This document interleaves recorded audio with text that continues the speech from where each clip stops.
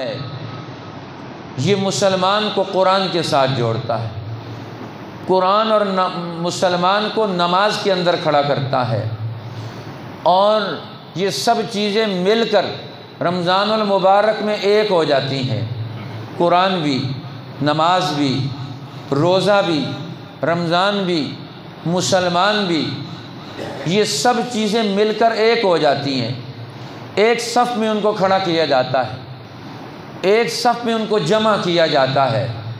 اب رمضان آ کر ان ساری چیزوں کے اجتماع کا نام ہے۔ رمضان کی آمد ہی اجتماع ہے۔ رمضان کی آمد نے کائناتوں کے نظام اور نزول تجلیات کو، اللہ کی رحمتوں اور برکتوں کو اور بندوں کو جوڑ دیا۔ قرآن رمضان میں نازل ہوا، اللہ کے پیغمبر غار حرا میں ہے، رمضان المبارک کا مہینہ ہے، رمضان کی 24ویں رات ہے۔ 24ویں رات کو، وہ رات 24ویں رات طاق کی رات تھی، اور اس رات میں اللہ کا قرآن اللہ کے پیغمبر پر، مقدس سرزمین پر، رات کی تنہائیوں میں اللہ کا فرشتہ جبرائیل امین وہ آ کر دنیا میں پیغمبر علیہ السلام کے قلب اطہر پر قرآن کو نازل کرتا، اتارتا ہے۔ وَإِنَّهُ لَتَنزِيلُ رَبِّ الْعَالَمِينَ، یہ قرآن کیا ہے؟ تنزیل رب العالمین، یہ رب العالمین کی طرف سے اتارا ہوا کلام ہے۔ نزل بہ الروح الامین، جسے لے کر اترا ہے روح الامین، ساری امانتوں کی روح جبرائیل امین، جو مجسمہ امانت ہے، پوری کائنات کی امانتوں کا نگران اللہ نے اسے بنایا، فرشتوں کا سردار بنایا، اور اس کو سب سے بڑی امانت دے کر، قرآن دے کر، سب سے بڑے دنیا میں امین النبی الامین محمد الرسول اللہ پر اتارا۔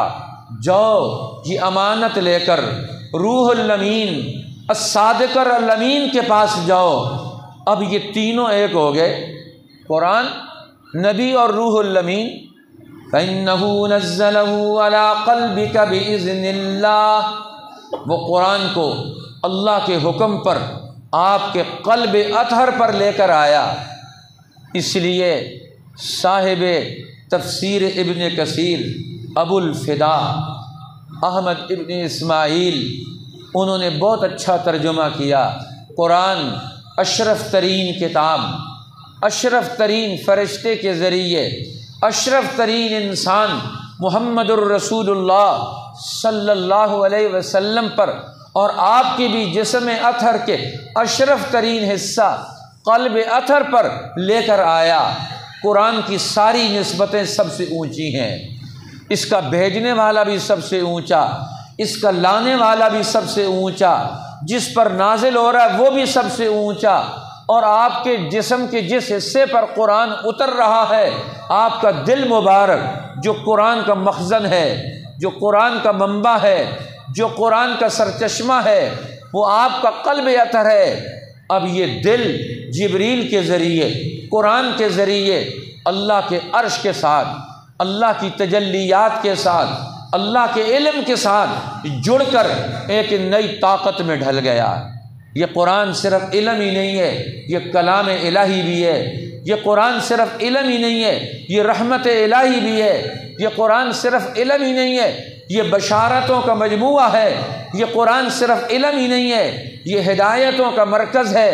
یہ قرآن صرف علم ہی نہیں ہے، یہ دنیا کی قوموں کا امام اور مقتدا ہے۔ اب اللہ جل جلالہ نے ان ساری قوتوں کا مرکز اور اجتماع بنا کر پیغمبر کو قرآن دے کر انسانوں میں بھیج دیا۔ اب ہر سال اس پہلے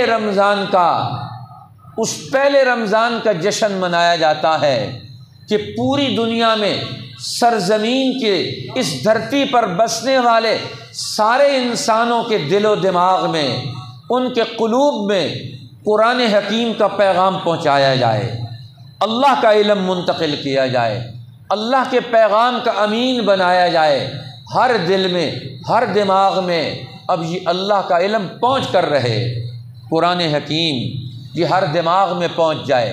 لہٰذا اللہ جل شانہ نے اب رمضان المبارک کو، اس کی راتوں کو اس کے لیے منتخب کیا، رمضان کی راتوں کو اس کے لیے منتخب کیا۔ اور رمضان کا آغاز بھی کس سے ہوتا ہے؟ رات سے ہوتا ہے، دن سے نہیں ہوتا۔ رمضان کا آغاز تو رات سے ہوتا ہے، پہلے رات آتی ہے، رمضان کا آغاز رات سے ہوتا ہے، روزے کا عمل پھر شروع ہوتا ہے، پہلے رات کا عمل شروع ہوتا ہے۔ اللہ فرماتے ہیں بندو اٹھ کے کھڑے ہو جاؤ، کھڑے ہو کر کیا کریں؟ فرمایا طہارت حاصل کرو، پاکیزگی حاصل کرو، جسم اور لباس کو پاک کرو، دل اور دماغ کو پاک کرو، اور پاک کر کے اب نماز میں نیت باندھ کر کھڑے ہو جاؤ۔ جب ایک بندہ نماز میں کھڑا ہوتا ہے اللہ کے سامنے، وہ ساری مخلوق سے کٹ جاتا ہے، صرف ایک کے ساتھ اس کا رابطہ اور رشتہ جڑ جاتا ہے۔ اس لیے نماز میں داخل ہونے کے لیے اللہ کے نام کو ہی استعمال کیا جاتا ہے۔ اللہ اکبر، اس نے تکبیر تحریمہ کہی، اللہ اکبر کہہ کر یہ نماز میں داخل ہو گیا، اللہ کی عبادت میں داخل ہو گیا، اب اللہ کے تعلق میں داخل ہو گیا۔ اب اس نے دنیا سے رابطہ توڑ دیا، کچھ دیر کے لیے اپنے خالق سے رابطہ جوڑ لیا۔ تکبیرہ التحلیل، تکبیرہ التحریم، اور ہمیں نماز کا آغاز یہ تکبیر سے ہوتا ہے۔ جب بندہ نماز میں داخل ہوتا ہے تو اللہ اکبر کہہ کر دنیا کی ہر بڑی طاقت اور قوت کی بڑائی کا انکار کر کے ایک اللہ کی بڑائی کا اعلان کرتا ہے۔ اب مسلمان کی زبان سے ایک اللہ کی بڑائی کا اعلان اور اظہار ہوگا، ایک اللہ کی طاقت اور قوت کے اعلان کا اظہار کرے گا، اور پھر اس اعلان اور اظہار کے بعد نماز میں سب سے پہلا اور بڑا فریضہ کون سا ہے؟ وہ قیام ہے، کھڑا ہونا۔ اور قیام میں کرے گا کیا؟ اب قیام میں کھڑے ہو کر یہ قرآن پڑھے گا۔ اب اللہ جل جلالہ نے نماز کے قیام کے فرض کے ساتھ قرات کو جوڑ دیا، قرآن کا پڑھنا فرض قرار دے دیا۔ نماز بغیر قرآن کی نہیں ہوگی، قرآن اور نماز دونوں کو جوڑ کر مسلمان کو کھڑا کر دیا۔ اب مسلمان نماز اور قرآن کے ساتھ کھڑا ہوگا، یہ قیام کرے گا، یہ گھٹنے نہیں ٹیکے گا، یہ پہلے قیام کرے گا، یہ دنیا میں سینہ سپر ہو کر کھڑا ہوگا، یہ دنیا میں اللہ کے قرآن کے علم کی طاقت لے کر کھڑا ہوگا، یہ اللہ کے نام کا تعلق اور اس کی تاثیر لے کر کھڑا ہوگا۔ اب اللہ جل شانہ نے رمضان المبارک کی راتوں میں مسلمانوں کو کھڑا کر دیا۔ اب اپنی نیند کو قربان کرو، اپنے نفسانی جذبات کو قربان کرو، اپنی نفسانی خواہشات کو قرآن کے علم کے تابع لے کر آؤ، اپنے عمل کو قرآن کے علم کے تابع لے کر آؤ۔ اب یہ قرآن حکیم نے یہ عمل شروع کروا دیا۔ اب رمضان المبارک کی راتوں میں قرآن کو لے کر کھڑا ہونا ہے، لہٰذا اب قرآن حکیم اور مسلمان اور رات کی تاریکیوں میں جب یہ قرآن پڑھتا ہے تو یہ کائناتوں کے دل کو چیر دیتا ہے، یہ ساری کائناتوں پر حاوی ہو جاتا ہے جب یہ راتوں کو قرآن پڑھتا ہے یا قرآن سنتا ہے۔ اس لیے نبی اکرم صلی اللہ علیہ وسلم رمضان کی راتوں میں بھی اور باقی راتوں میں بھی قرآن پڑھتے ہیں، لیکن رمضان میں تو کثرت سے قرآن پڑھتے ہیں۔ اس لیے پورے سال میں جبریل کی آمد ہوتی ہے، لیکن رمضان المبارک میں اللہ کے پیغمبر جبرائیل امین کے ساتھ قرآن کا دور کرتے ہیں۔ اللہ کے پیغمبر جبرائیل امین کے ساتھ قرآن کا دور کرتے ہیں، اور پھر آخری سال جب دنیا سے تشریف لے گئے، قرآن مکمل ہو گیا، تو اس سال 2 دفعہ جبرائیل امین کے ساتھ قرآن حکیم کا دور کیا، 2 دفعہ دور کیا۔ لہٰذا قرآن حکیم رمضان المبارک میں قرآن کو دہرایا جاتا ہے، اس کو واپس انسانوں میں منتقل کیا جاتا ہے، معاشرے میں اسے لایا جاتا ہے، کتابی شکل سے اللہ کا قرآن لوح محفوظ سے رمضان میں انسانوں میں آیا تھا۔ بل هو قرآن مجید فی لوح محفوظ، یہ قرآن عزت والی کتاب ہے، لوح محفوظ میں، اللہ کے محفوظ خزانوں میں، تختیوں میں اس کو لکھا ہوا پایا گیا۔ اب اس کی ماسٹر کاپی، قرآن کی اصل کاپی وہ اللہ کے پاس ہے، لوح محفوظ میں محفوظ ہے۔ اب وہاں سے آگے اس کی کاپیاں بنا کر اس کا اگلا نقش پیدا کر کے دنیا میں منتقل کیا گیا، اور اس محفوظ کاپی کو پیغمبر کے دل میں محفوظ کر دیا گیا۔ اب قرآن حکیم دنیا میں سب سے پہلے محفوظ ہوا تو پیغمبر کے دل میں محفوظ ہوگا۔ یہ قرآن پیغمبر کے دل کا خزانہ، لوح محفوظ کا خزانہ بن کر اب پیغمبر کی زبان سے امت تک منتقل ہوتا ہے۔ اب اللہ کے پیغمبر کے صحابہ پیغمبر کی زبان سے قرآن سنتے ہیں۔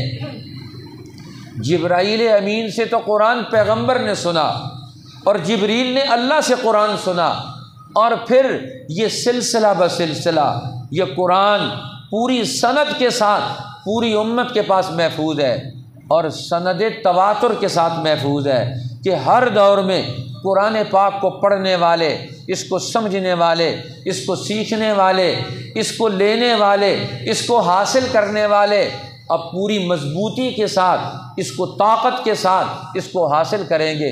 اس لیے اللہ کا حکم نامہ ہے، خذوا ما آتیناکم بقوۃ، تم پوری طاقت اور قوت کے ساتھ اس قرآن کو پکڑو۔ اب یہ کون سی طاقت اور قوت ہے کہ قرآن حکیم کو اپنی ذہنی، عقلی اور دماغی قوتوں کو اس پر لگاؤ، یہ اللہ کا علم بن کر آیا۔ لہٰذا اب مسلمان قرآن کے علم کو اپنے سینے میں جگہ دیں گے۔ لہٰذا رمضان المبارک کی راتوں میں اللہ نے قرآن کھڑے ہو کر پڑھنے کا حکم دیا۔ کھڑے ہو کر قرآن سنیں، پورے ادب کے ساتھ، پورے دھیان کے ساتھ، پورے خیال کے ساتھ، پوری توجہ کے ساتھ، پوری توانائیوں کو خرچ کر کے۔ اسی لیے تو یہ حکم دیا جاتا ہے ایک ٹیم قرآن پڑھنے والی ہو اور باقی قرآن سننے والے ہوں۔ قرآن کے سننے کی بھی اپنی تاثیر ہے۔ وَإِذَا قُرِئَ الْقُرْآنُ فَاسْتَمِعُوا لَهُ، جب اللہ کا قرآن پڑھا جائے پوری توجہ کے ساتھ اسے سنو، دل کے کانوں کے ساتھ اسے سنو۔ وَأَنصِتُوا، اور خاموش ہو جاؤ، لَعَلَّكُمْ تُرْحَمُونَ، تاکہ تم پر رحم کیا جائے۔ اب قرآن اللہ کی رحمت کو دنیا میں تقسیم کرنے کا موجب اور سبب بنے گا، اور یہ سبب کب بنے گا؟ جب قرآن پڑھا جائے گا، جب قرآن سنایا جائے گا، جب قرآن سنا جائے گا۔ اب اللہ کے پیغمبر نے 23 سال انسانی معاشروں میں اللہ کا قرآن سنایا۔ پہلا علم، فرسٹ ہینڈ نالج، بنیادی علم اللہ کا قرآن کافروں کی مجلس میں جا کر سنایا۔ آج تو ہم مسلمانوں کی مجلس میں قرآن سنانے کے لیے تیار نہیں ہیں، اور مسلمان قرآن سننے کے لیے تیار نہیں۔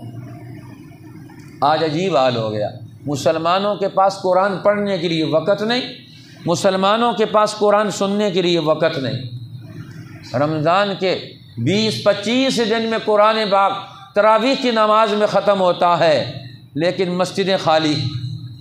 10-15 سال میں یہ دور بھی آیا کہ جہاں رمضان المبارک میں مسجدیں بھری ہوتی تھیں قرآن سننے والوں کے لیے کہ کم از کم سال میں ایک دفعہ تو اللہ کا قرآن پورا سن لیں۔ قرآن سننے کا بھی اپنا مزہ ہے۔ قرآن سننے کے لیے پیغمبر نے بھی سب سے پہلے قرآن سنا اور سن کر پھر آگے سنایا۔ آج ہم نے قرآن کسی سے سنا ہی نہیں، قرآن والے سے قرآن سنا ہی کوئی نہیں، اب ریڈیو سے قرآن سنتے ہیں۔ صحابہ کرام تو پیغمبر سے قرآن سنتے ہیں، اور ہم مادی چیزوں سے قرآن سنتے ہیں، بے جان چیز سے قرآن سنتے ہیں۔ اب اس کے سننے سے قرآن کی تاثیر تو ضرور آئے گی، لیکن جو دل سے قرآن کی تاثیر پیدا ہوتی ہے، کسی قرآن والے سے بیٹھ کر قرآن سنیں تو پتہ چلتا ہے اس قرآن کے پڑھنے کی تاثیر کیا ہوتی ہے۔ نبی اکرم صلی اللہ علیہ وسلم مکہ کی وادی میں قرآن پڑھ رہے ہیں، رات کو کھڑے ہو کر اللہ کا قرآن پڑھ رہے ہیں۔ صبح کی پوں پھوٹی، صبح کا اجالا ہوا تو جھاڑیوں میں چھپے ہوئے لوگ نکل کر وہاں سے جا رہے ہیں۔ دیکھا تو کون ہے؟ ابو جہل ہے۔ دوسری طرف دیکھا تو کون ہے؟ عقبہ ابن ابی معیط ہے، بڑا سردار، دن میں مقابلہ کرنے والے، گالیاں دینے والے، شدت پیدا کرنے والے، لیکن رات کو بستر پر آرام نہیں آتا۔ محمد الرسول اللہ مکہ کی وادیوں میں قرآن پڑھ رہے ہیں اور وہ چھپ کر قرآن سن رہے ہیں رات کو۔ اب آپس میں مل گئے، تو کدھر آیا؟ اب شرم سے ایک دوسرے کو بتاتے نہیں، دوسرا کہتا ہے تو کدھر آیا ہے، وہ دوسرا پوچھتا ہے تیسرے کو تو کدھر آیا ہے، تیسرا چوتھے کو پوچھتا ہے تو کدھر آیا ہے۔ کافر بھی قرآن سننے کے لیے آتے تھے، آج مسلمان کے پاس قرآن سننے کا وقت نہیں ہے، اس میں کشش تھی۔ اب دوسرا دن پھر آیا، اب وعدے وعید کر کے گئے، اب دوبارہ مت آنا، عوام کو پتہ چل جائے گا تو پھر تو وہ تمہاری خیر نہیں ہوگی، پھر تو تمہارا دین چھوڑ کر وہ تو قرآن کو اختیار کریں گے۔ اب دوسرا دن آیا اور پھر جب رات کو سنتے رہے، اب صبح پو پھوٹی تو پھر واپس جانے لگے، پھر اکٹھے ہو گئے۔ انہوں نے کہا کل وعدہ کیا تھا نہیں آئیں گے، آج پھر آ گئے ہو۔ اب پھر آ گئے، پھر وعدے وعید کیے آئندہ قرآن سننے کے لیے، پھر اس مجلس میں نہیں آئیں گے۔ تیسرا دن آیا، رات کو بستر پہ آرام نہیں آیا، اب پھر قرآن کی کشش نے کھینچ کے کافر کو بھی لا کے کھڑا کر دیا۔ لیکن آج مسلمان میں کیوں نہیں کشش پیدا ہو رہی؟ اللہ رمضان کا مہینہ لا کر قرآن کی کشش پیدا کرتے، ہر آدمی قرآن کھولنے کی کوشش کرتا ہے، عورتیں قرآن کھولنے کی کوشش کرتی ہیں، مرد قرآن کھولنے کی کوشش کرتے ہیں۔ یہ ایک تکوینی طور پر، طبعی طور پر قرآن کی رغبت اور شوق پیدا کروایا جاتا ہے۔ یہ رمضان کا مہینہ لا کر مقصود قرآن کی طرف رجوع ہے، اللہ کے علم کی طرف رجوع ہے، وحی الہی کی طرف رجوع ہے کہ اس سے تمہارا رابطہ اور رشتہ پیدا ہو جائے۔ اس لیے رمضان المبارک میں تراویح کی نماز میں قرآن حکیم سننا یہ اللہ کے رسول کی منشا ہے۔ وَسَنَنْتُ لَكُمْ قِيَامًا، میں نے رمضان کے قیام کو تمہارے لیے اپنی سنت قرار دے دیا، اپنا طریقہ قرار دے دیا، میری زندگی کا حاصل یہ ہے۔ اب رمضان میں جماعت کے ساتھ قرآن حکیم کو سننا، تو قرآن کا کام ہی کیا ہے؟ یہ جماعت میں مسلمانوں کو تبدیل کرتا ہے، یہ نماز میں کھڑا کر کے جماعت کی صف بنواتا ہے ان سے۔ تو قرآن آیا ہی جماعت پیدا کرنے کے لیے، صف بنانے کے لیے، علم اور شعور کو ترقی دینے کے لیے، درجات کی بلندیوں کے لیے۔ مسلمان جب قرآن پڑھتا ہے تو ایک ایک حرف پر اس کو نیکیاں ملتی ہیں۔ نیکی ملنے کا مطلب کیا ہے؟ اس کو روحانی ترقی حاصل ہوتی ہے، اللہ کا قرب حاصل ہوتا ہے، یہ اللہ کی طرف کمال حاصل کرتا ہے۔ سلطان نظام الدین اولیاء رحمۃ اللہ تعالی علیہ، اللہ ان اولیاء اللہ کی قبروں پر کروڑہا رحمتیں نازل فرمائے۔ ایک خلیفہ ان کے پاس آئے اور انہوں نے کہا کہ بتائیے قرآن کی تلاوت کیسے کی جائے، قرآن کیسے پڑھا جائے؟ فرمایا قرآن کی تلاوت ایسے کی جائے، پہلا مرتبہ قرآن کی تلاوت کا یہ ہے کہ تم ایسے قرآن پڑھو کہ تمہارے دل و دماغ میں یہ خیال بیٹھ جائے، یقین بیٹھ جائے کہ تم جس کا کلام پڑھ رہے ہو وہ تمہارے سامنے ہے۔ اللہ کو حاضر ناظر سمجھ کر، اللہ کو اپنے سامنے رکھ کر پھر اللہ کا قرآن پڑھو۔ اس نے کہا کہ اگر پھر یہ مرتبہ نہ ہو، یہ کیفیت نہ آئے کہ اللہ کو اپنے سامنے حاضر پا کر قرآن پڑھیں، تو پھر کیا کریں؟ فرمایا پھر اس طرح سمجھو کہ میں اللہ کے سامنے ہوں، میں اللہ کے سامنے ہوں اور میں قرآن پڑھ رہا ہوں۔ تو پھر کس جذب سے قرآن پڑھا جائے گا، کس کیفیت سے قرآن پڑھا جائے گا؟ اس لیے جب قرآن پڑھا جاتا ہے تو اس کی تاثیر یہ دنیا میں طاقت پیدا کر دیتی ہے، ساری قوتوں کو کھینچ کے لے آتی ہے۔ انہوں نے پوچھا اگر یہ مرتبہ بھی حاصل نہ ہو تو پھر قرآن کیسے پڑھا جائے؟ فرمایا یہ بھی نہیں کہ تم اللہ کو دیکھ رہے ہو، یہ بھی نہیں کہ اللہ تمہیں دیکھ رہا ہے، تمہیں یہ کیفیت پہ قرآن پڑھنے میں حاصل نہیں، تو پھر کم از کم مرتبہ یہ ہے کہ قرآن پڑھو تو تمہیں قرآن کے الفاظ کا معنی اور مطلب پتہ چل جائے۔ ہمیں یہ بھی نہ حاصل ہو تو فرمایا اللہ کے کلام کی تعظیم ذہن میں رکھ کر پڑھو کہ یہ میرے رب کا کلام ہے۔ جب قرآن پڑھا جاتا ہے تو اللہ کی طرف سے نزول تجلیات کا آغاز ہو جاتا ہے۔ جہاں بھی قرآن پڑھا جائے گا یہ قرآن رحمتوں کو کھینچ کے لائے گا۔ ہمارے والد مرحوم اکثر یہ حدیث بیان کیا کرتے تھے کہ صاحب بیضاوی نے یہ رسول اللہ کا فرمان نقل کیا ہے، جب کسی معاشرے میں ایک چھوٹا بچہ، ایک نابالغ بچہ قرآن حکیم کی اس تعلیم کے سفر کا آغاز کرتا ہے، بسم اللہ پڑھتا ہے، الحمدللہ رب العالمین سورہ فاتحہ سے آغاز کرتا ہے، اللہ جل شانہ کی طرف سے فیصلہ ہوتا ہے کہ اس بستی سے 40 سال کے لیے عذاب دور کر دو۔ اب 40 سال کے لیے اس بستی سے عذاب ٹل جاتا ہے کہ ایک بچے نے قرآن کے پڑھنے کا آغاز کر دیا ہے، قرآن کی طرف سفر کا آغاز کر دیا ہے۔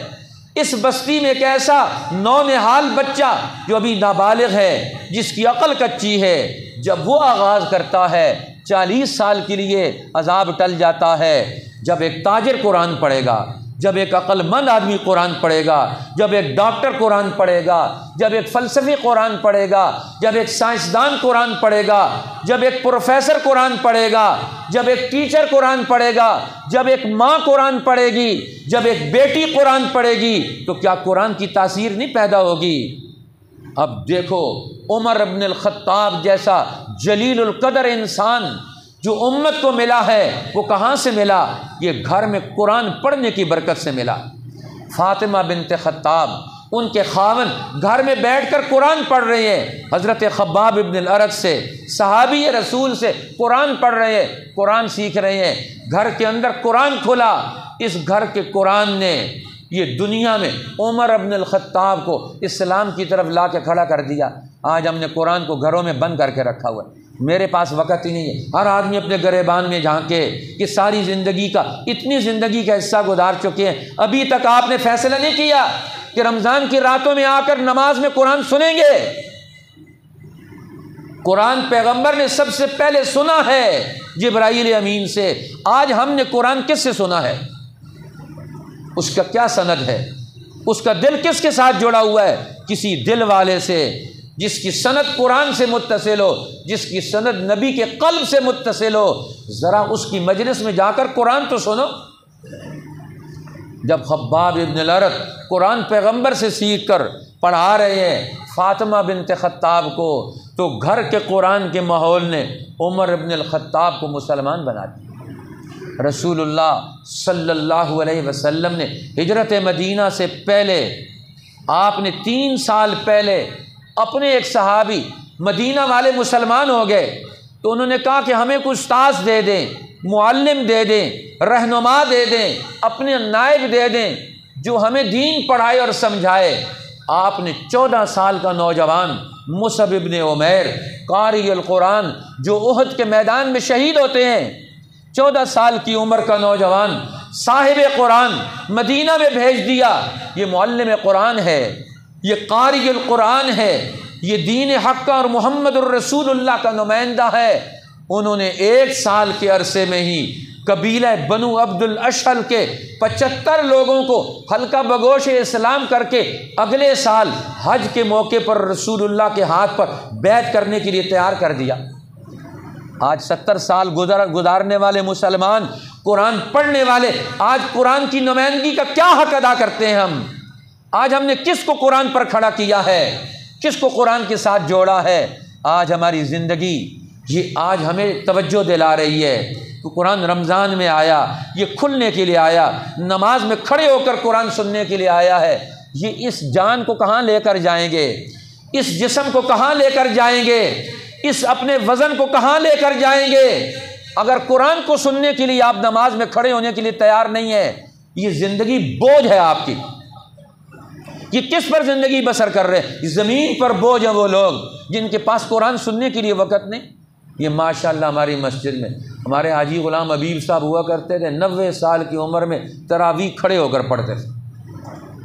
ابھی بھی ہمارے حاجی نور اللہ صاحب یہ بوڑھے بیمار ہونے کے باوجود بھی پوری تراویح کی نماز پڑھتے ہیں، لیکن جوان لوگ غائب ہو جاتے ہیں، صفوں کی صفیں جوانوں کی غائب ہے، اور باہر گلیوں میں سڑکوں میں گھوم پھر رہے ہیں، اور کوئی ان کو توجہ دلانے والا نہیں، نہ ماں باپ کی توجہ ہے، نہ سوسائٹی کی توجہ ہے، مسجد ویران ہے۔ عذاب نہیں آئے گا تو کیا آئے گا؟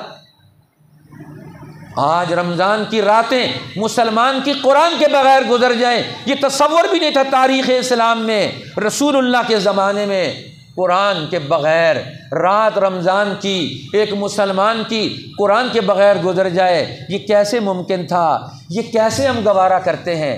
ہمارا نوجوان یہ کیسے گوارا کرتا ہے؟ کیا اس کو صحابہ کی تاریخ کو کوئی پڑھانے والا نہیں ہے؟ حضور نے فرمایا من قام رمضان ایمانا واحتسابا، جس نے رمضان کا قیام کیا اللہ کے رضا کے لیے، ثواب کی نیت سے، اللہ کے خوف اور عظمت اور جلال کی بنیاد پر، فرمایا کیا ہوگا؟ غفر له ما تقدم من ذنبه، سارے گناہ ان کے معاف کر دیے جائیں گے۔ آج رمضان کے ایک مہینے میں اللہ جل شانہ روحانی اور جسمانی ساری ایکسرسائز کرواتے ہیں۔ اب ایک آدمی جو ایکسرسائز، اب ڈاکٹر ایکسرسائز بتاتا ہے، ٹانگیں اٹھا رہا ہے، سر اٹھا رہا ہے، الٹا لٹک رہا ہے۔ اللہ کے پیغمبر بتا رہے ہیں یہ رات کو یہ 20 رکعت تراویح کی نماز پڑھو۔ جسم کا کون سا حصہ ہے جس کی ایکسرسائز نہیں ہوتی؟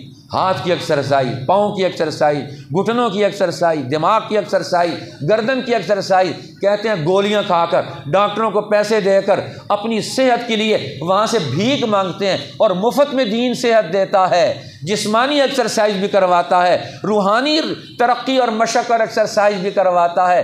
کیا چیز چاہیے؟ جب دنیا میں یورپ کے سائنسدان تمہیں بتائیں گے اس وقت یقین کرو گے۔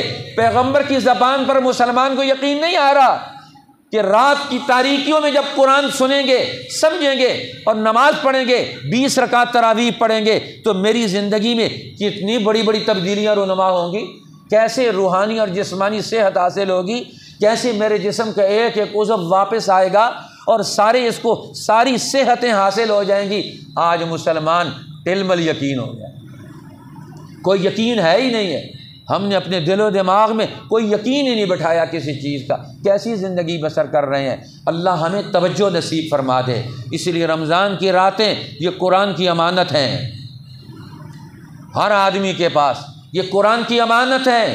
یہ رات کو نماز میں کھڑے ہو کر قرآن سنیں، پہلے خود پڑھیں، نہیں پڑھ سکتے قرآن سنیں، کم از کم رمضان کی راتوں میں تراویح کی نماز میں ایک دفعہ تو قرآن سن لے۔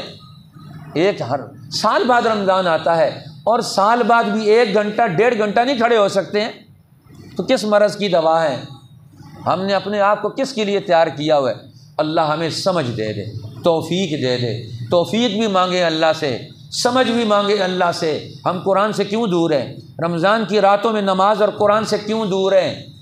یہ ہمارے لیے دوری یہ مصیبتوں کا باعث ہے، یہ پریشانیوں کا باعث ہے، یہ گناہوں کا باعث ہے۔ یہ ہمیں کس طرف لے کے جا رہی ہے؟ غور کریں۔ میں اپنے نوجوانوں سے اپیل کروں گا خاص طور پر، اور صحت مند لوگوں سے اپیل کروں گا خاص طور پر۔ بوڑھے لوگ ہیں وہ بیٹھ کر قرآن سن لیں، کوئی حرج کی بات نہیں۔ اللہ کو تو دونوں پسند ہے۔ الذین یذکرون اللہ قیاما وقعودا، وہ لوگ جو اللہ کو یاد کرتے ہیں کھڑے ہو کر بھی، وقعودا اور بیٹھے ہوئے بھی، وعلی جنوبہم اور پہلوؤں پر لیٹے ہوئے بھی۔ اللہ تو ہر حال میں آپ کو اپنے دربار میں دیکھنے کے لیے تیار ہے، ذرا آؤ تو صحیح۔ اللہ ہمیں آنے کی توفیق دے دے۔ عزم کریں، ارادہ رکھیں کہ ہمیں رمضان کو قرآن کے ساتھ گزارنا ہے۔